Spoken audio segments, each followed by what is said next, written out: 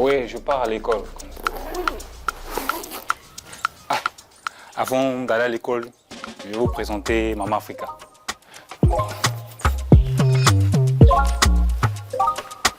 C'est un robot humanoïde qu'on a conçu à base de tous les trucs qu'on a récupérés dans les composants électroniques, du carton, des fils d'aluminium, tout ce que l'on a utilisé et puis on a jeté. Voilà, c'est bon, ça marche. Présente-toi. Avec plaisir. Je m'appelle Maman Africa. Je suis un robot humanoïde. Comme tout robot, Mama Africa a besoin d'une connexion Internet à haut débit pour faire fonctionner son algorithme. Jusqu'à récemment, des innovations de ce type étaient limitées dans leur développement par la faiblesse du débit Internet. Mais aujourd'hui, tout a changé avec l'arrivée de la fibre optique en République centrafricaine. On peut maintenant mettre en ligne, mettre Maman Africa en réseau sur Internet pour que même là où tu es, quel que soit le point de la planète que tu te trouves, tu peux interagir avec Maman Africa. Ce sera grâce à la fibre optique.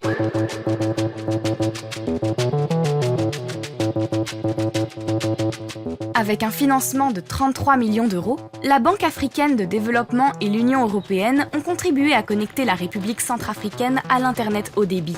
Grâce à plus de 900 km de câbles en fibre optique, le pays est dorénavant relié à ses voisins, le Cameroun et le Congo. Bienvenue au centre d'opération de la fibre optique. C'est ici que l'Internet arrive. Venez, je vous la présente. Vu que notre pays est enclavé, avec l'arrivée de la fibre, ça va vraiment nous permettre d'accéder à ce qu'avant on ne pouvait pas accéder. Et j'espère que tous les Centrafricains seront fiers de ce que nous sommes en train de faire ici. Avec la fibre optique, le débit a été multiplié par 3, de 3 gigabits par seconde à 10. Ce n'est qu'un début. L'infrastructure est dimensionnée pour fournir, avec le temps, des débits bien plus importants. Objectif, mieux connecter la population et accélérer la digitalisation de l'administration. Aujourd'hui, de nombreux services jusque-là inaccessibles, comme les streamings vidéo, le sont désormais. Les jeunes peuvent ainsi développer toutes sortes de logiciels et d'applications made in Centrafrique. Ce câble, vraiment, c'est un bijou pour nous. Ça, c'est le câble de la fibre optique. Nous sommes actuellement dans le centre du digital, au niveau de l'université de Bangui, avec tous les challenges qu'on a connus, mais avec nos partenaires, la BAD et l'Union européenne, avec le gouvernement, on a su amener le projet jusqu'au bout. En connectant la Centrafrique à sa sous-région, le haut débit réduit la fracture numérique et favorise l'émergence d'une économie numérique alimentée par le transfert des savoir-faire techniques et technologiques. Quand vous prenez par exemple les étudiants au niveau de l'université, qui veulent faire des recherches, qui veulent travailler, qui veulent faire des formations sur des cours en ligne ou des cours à distance, la connexion est vraiment chère. Alors, maintenant nous avons la fibre optique, ça facilite déjà la communication et ça réduit les coûts dans tous les secteurs.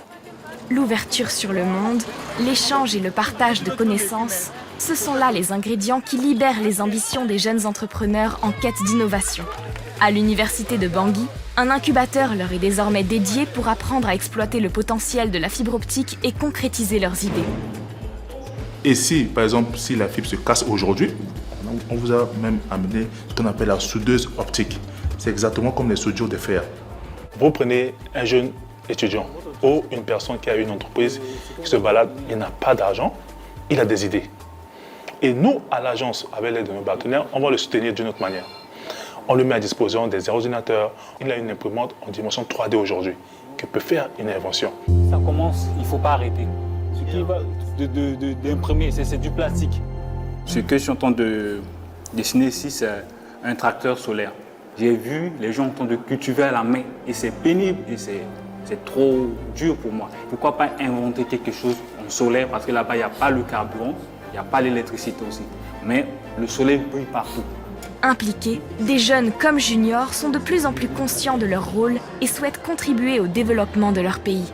Ce sont ainsi des nouvelles formes de valeurs qui émergent et de nouvelles opportunités d'emploi qui se créent. Notre travail aujourd'hui est d'amener les jeunes à aimer leur travail, aimer ce qu'ils font. Parce qu'aujourd'hui, nous avons des jeunes qui sont capables de développer des applications, de faire des choses que nous, on n'avait pas eu la chance de le faire. La Centrafrique entre ainsi de plein pied dans l'ère du numérique et s'affirme sur la scène digitale mondiale.